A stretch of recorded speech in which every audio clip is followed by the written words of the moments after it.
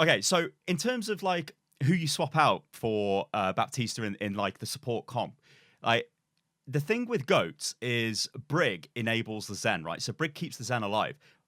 My question is like, Baptiste, is he going to have enough survivability to keep Zen alive to warrant the replacement of Brig?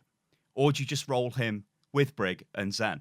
Because if he's trying to replace the like the primary healer slot, like I kind of see him like a Moira in a way. So when you look at goats comps, like with the Moira goats, maybe it becomes Baptiste goats because obviously he's got Invun field as well, which seems to be quite strong.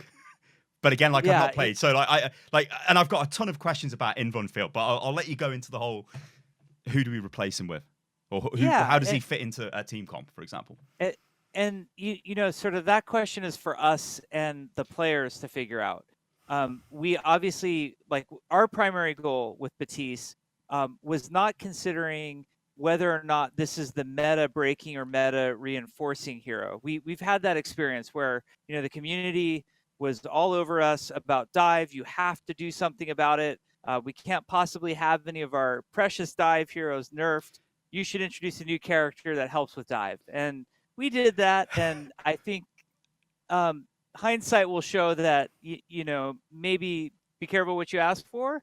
In the case of See, three, Jeff, I don't mind the meta changing. I don't mind that. I think it's fine. But for me, I think if it happened more often, think more if frequently, yeah, if you guys did stuff to change the meta, maybe artificially, but more often, do you think yeah, that would keep the game, a little bit more fresh? And then it avoids this, oh my god, it's goats for the 10th month or whatever the hell we're in now, sort of thing. sure. I think it would. I think it would make the game more disruptive, Yeah. which for some players would be better, and for other players would be worse. You have to consider that what we're talking about, first of all, with 3v3 or goats, Yeah. what we're talking about is a meta that very few players actually play. Yes. Yeah. That Yeah. players watch in OWL, and when we either nerf or buff characters to affect the characters within the 3-and-3 comp to not be played anymore, you have to realize that there are mains all over the world who we are saying to them, we don't want you playing that character anymore. So while for some of us at like the 30,000 foot level where we're looking down on the game and going, wow, when I watch OWL, for example, I see a lot of 3-3 comps, or I'm a grandmaster and I'm playing a lot of Zarya or Reinhardt, and I really wish I could play, Orisa instead or something like that. Um, it's easy to get into ant farm mode with balance and design and say, well, we're going to force exactly what we want people to perceive as being good. But you have to remember there are players playing those characters who might not or don't want to play other characters who are going to be moved off of them, and it's very disruptive. There have been meta dominant characters such as Mercy last year, Hmm. who the competitive community screamed at their top of their lungs, we don't want to see Mercy as prevalent as she is. And I think we balanced her pretty well. I'm going to take a lot of heat for No, saying I that. think Mercy's But fine now. Yeah, I honestly think yeah, she's fine. Yeah. I mean, she's not played as dominantly as she Hmm. was before. So she's super viable. She's just not as meta prevalent as she was before. And you see the backlash that we face for making decisions like that. Like it's while some people will say, okay, this is great, we're not seeing Mercy in OWL anymore. We have a lot of fans who are just very angry at us, and why are you touching the character at all? Hmm. So it's a delicate situation that we're in. We like to see the meta move. We have I mean, I hope folks give us credit. We have aggressively made changes to knock 3-3 down, and specific characters that we think are enabling 3-3. Like, go back and look at the change logs and Yeah. look at what we've done. So it's not like we're not doing anything, but there's a difference between balancing a character down until you get it right and balancing other characters up till you get it right, and simply deleting a character. And that's what we don't want to see a character go away. So Like, that's not the goal. do you think this could like so? in my very simplistic view of all of this, like I tend to view players as you're a certain type of player. So you might be a tank player, for example. Do you think things like, artificially locking the meta to 2-2-2, for example, it's thrown about all over the place, but that would potentially alleviate some of the issues with, okay, now we're like, if we're in the 3-3 meta, which I know not everybody plays that. And I know a lot of, I can imagine at like Platinum, probably even Diamond and below, you don't generally see that much. And to be honest, with GOATs, it is a fairly, how can I say this without sounding terribly like elitist, but it's like, it's a very coordination-based comp, and it's very difficult to pull that off on ladder. Even in GM games, it's difficult to pull it off. So it's not a simple thing. Like, you can't just pick those heroes and then you instantly win. But I think, like, for me as a player, one thing which, like, if I want to go into the game and I want to pick up, let's say, I want to play Soldier, for example, today, or I want to play DPS for whatever reason, I go into the match and then I'm going to use this word, but I don't know if this is the right word to use, but I feel forced to then select Reinhardt or Winston because nobody else is playing that role. I would class Reinhardt, Orisa, Winston as an integral pick in every single team comp. Not running a main tank to me is like very, very risky territory. I know I don't want to say it's viable, but I know, sometimes you might win with a Roadhog and a Diva, for example. But it just feels more like Overwatch if you do have the main tank. And the same goes for the main support slot as well. Without like a primary healer, kind of doesn't feel like Overwatch, if you get what I'm saying. I totally get what you're saying. And to go back to your original question, I'm a huge fan of 2-2-2 comp.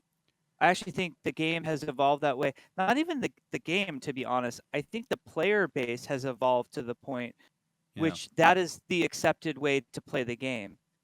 We did not sit in 2013 when we started making this game. It's a very long time ago. That is as well. Yeah.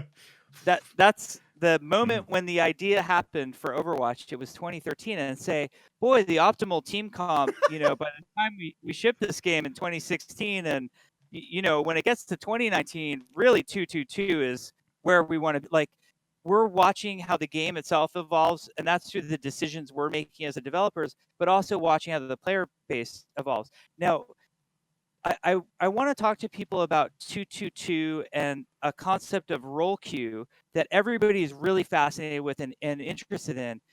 We actually really love this idea. I think where there's a disconnect between us and our player base is understanding what is actually required and what are the downsides or the costs to putting a role queue on the game. Never mind the community sentiment, whether people are split, whether they think it's a good idea or not. I think it's a great idea, and I can go on at length to why I think Overwatch can and will be better with a role queue that locks people to a 2-2-2 comp. There's just realities. People talk about it like there's a radial dial in the editor that says like role queue, with a couple of fields that says like, do you want 1-1-4 or 2-2-2? And I just need to go back to my desk and click the button, and then, it will go live in Overwatch. It took us over 2 years to write our matchmaker. And if we wanted to pursue something like a role queue, it is months and months of rewriting on the matchmaking system. And I know this from doing deep, heavy research on it. I'm not just speculating. We actually have people doing work on this now. And then there's other things that are of great concern to us too, like, and this is not a fair number. It's not a fair statistic because it assumes no behavioral change. Okay. And I believe that if there was a role queue system in place, over time we would see a behavioral shift in the player base. But with no behavioral change, what would happen today if we put role queue live is that if you wanted to play a damage character, like you referenced, I want to play 76. Yeah. Right now, our average queue times are around 1 to 2 minutes long to get into a match. Your average queue time would go up as a damage player. Your average queue time would go up 13 to 26 minutes. Yeah. That's in addition to what you're already waiting. So as a Soldier 76 player, if we did nothing, if we didn't work the problem through game design before putting it live, a Soldier 76 player might end up with like a 28 or 29-minute queue time. And Genji's on And 3 hours. yeah. Yeah. So I just know. want people to understand that, like, we are not opposed to this idea, but the idea is not as simple as the player base makes it sound. And there's A common thing. responsible and irresponsible ways of us going about it. A common thing with this is like, okay, whatever, I'll wait 26 minutes, but I don't think you actually would, because you may once or twice, but you just would. I know, honestly, hand over heart, I might do it once or twice, but then I'd be like, I'm not waiting in a 26-minute queue for a game. Or maybe I just play tanks because I bet the tanks will be in demand. You know, just like they were in World of Warcraft, I suppose. Yeah. Yep. Yeah. So that's an interesting. That's very interesting. So like, I don't want people to panic, because, like I said, I am a huge fan of role queue, and I'm a huge fan of a 2-2-2 meta. I don't Jeff, think... would it make it easier to balance the game if it was 2-2-2 for you guys? Yes. Definitely. Yeah. Oh, if we it's not that 2-2-2 would make it easier to balance, but locking players into a role, and then determining we're only going to have X number of tanks, X number of supports, and X number of damage would make the game easier to balance. Because we don't have to depend on, like, for example, you take a character like Brigitte. Right now, honestly, if you play Brigitte in a non-3-3 comp, if you play Brigitte when there's only one other healer, it's a train wreck. It's terrible. And so, like, that character actually needs to be balanced differently to be viable. Now, what we can't do in the world where we don't have role limitations, which is today, like, imagine us just going crazy and buffing Brigitte's healing to make her a more viable healer. Like, it would, I mean, we can't do that. So we are excited about role queue and a 2-2-2 meta. That is something we would like to pursue. It's the scope of work and the community impact, and making sure we do it when and if we do it in a way that it's right for the game and right for the player base, where everybody feels like when we did we had no hero limit and we put that in, people acted like it was the end of Overwatch. And I think you'd be few and far between to find anybody who doesn't think that was just an all-around good idea. We have to be a little bit more careful than the cavalier Reddit posters who are just like, just flip the switch and turn it on. And this opens up a whole other can of worms as well. Like, I may be a certain level of tank player, but I am not that level of DPS player. So you could not give me a rank I've got now and put me into a role queue system and say, oh, today I'm going to queue up as a tank, because I might be like a 4K tank, but only a 3.5K DPS player. So if I decided to queue up with my global 4K rating as DPS, well, I'd be throwing that game because I would not be capable of playing DPS in that game. So that's like another issue there. Would you even see that as an issue? Oh, well, I see it as an issue and an opportunity. One of the things that excites us about making players commit to a role before they enter the match is that we can actually match them theoretically on an MMR, which is a matchmaking rating, accurate to their performance in that role. Because like you said, if you play Genji 24/7 and you're an amazing Genji player and you really never play Reinhardt, but in that one match you just decide to fill as Reinhardt because your team wants, you're playing Reinhardt at a level way beyond your skill or means. So even though you're being a good guy and helping out your team and filling in, your team's probably going to lose because you're not being matched at the accurate skill. When I talk about the workload involved in fixing some of these issues, it'd be massive. And I said, when I said, hey, it took us 2 years to write the matchmaker. Right now, the matchmaker is written in a way where it just judges you as a universal player of Overwatch. You can pick any character at any time. It's not role or hero specific that is looking at, because we don't know what you're going to switch to in a match. Yeah. Now, and how could you ever know that as well? I might just decide to play Genji today, even though I've never played him. That kind of madness. Because I had a different blend of tea this morning, so I decided to play Genji. How can you legislate for that? You can't, right? Yeah, no, absolutely. And I also think getting to players' intentions is something that's very exciting too. Like understanding what do players actually want to play when they sit down. I think everybody has an intention when they enter an Overwatch match of what they hope to do, and either because we're good sports, or because we're bullied, or because we're stubborn, we end up doing what we end up doing. On that, Jeff, like, what do you look like? Well, not what do you look like. What do you look I for? look like this. What are you talking It's about? late here. Like, what do you look for in terms of alarm bells start ringing? Like, we've launched something here which seems to be affecting the game in a negative way because maybe it's too strong. Like, how early would you get the realization of like, oh, something needs to change? Like, I'm not having flashbacks to the ironclad bastion on the PTR. But like, how long does it take, or would it take, if, let's say, Baptiste was out of control, before you start like really looking at making changes? Well, we're looking at making changes immediately. As soon as he's on the PTR being played, we're looking at making changes. The truth is, the balance on the PTR is very hard for us to suss anything out. Yeah. The matches are not high quality. The player base on the PTR is not playing with a competitive mindset. Most of them are just logging in to try new characters. The What about average incentives playtime to play on PTR then?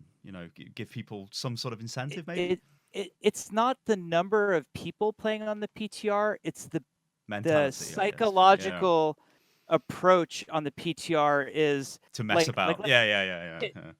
I'm a tank main, right? I play mostly tanks, but Batista's on the PTR. What my thought should be, if we really want to test, is they're going to need some really good tank mains. Instead, Yeah. I'm like insta locking Batiste. If I don't get Batiste, I'm switching on to Hanzo because I've never played him before, and like we'll get some good feedback. We'll get a lot of players talking on the PTR. We will have some good matches. We actually go in, a lot of times we go in a 6-stack, the development team on the PTR, because we know we will have a balanced, good composition, and we know players are playing the roles that they normally play.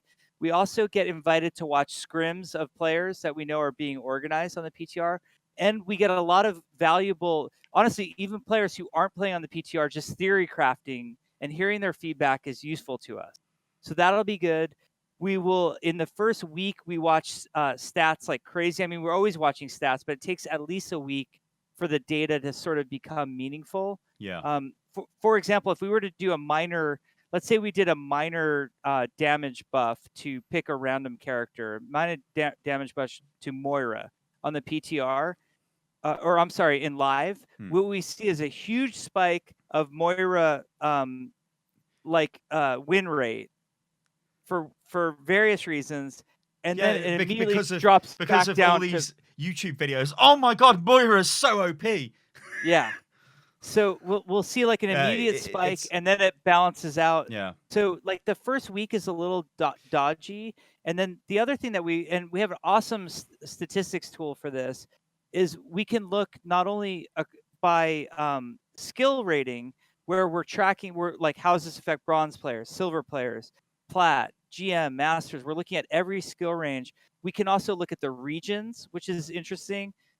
Are European players different from North American players, or different from Asian players? Well, who's the best region then, Jeff?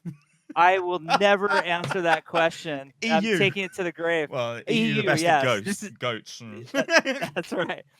But we can also look at platforms. Is the other thing that we're looking at is, what's it like on PC versus console, and look for differences there. So all of that is helpful to us. And then we know, like, we actually have balance patches planned for every new, after there's a balance patch or a hero release, we have what we call an emergency balance patch planned and scheduled that we don't always take advantage of. We don't always, need them, but we're ready to go. Our whole live ops group going through console cert, all of that, we're ready to go if something's greatly out of whack, so we can make a change as quickly as possible.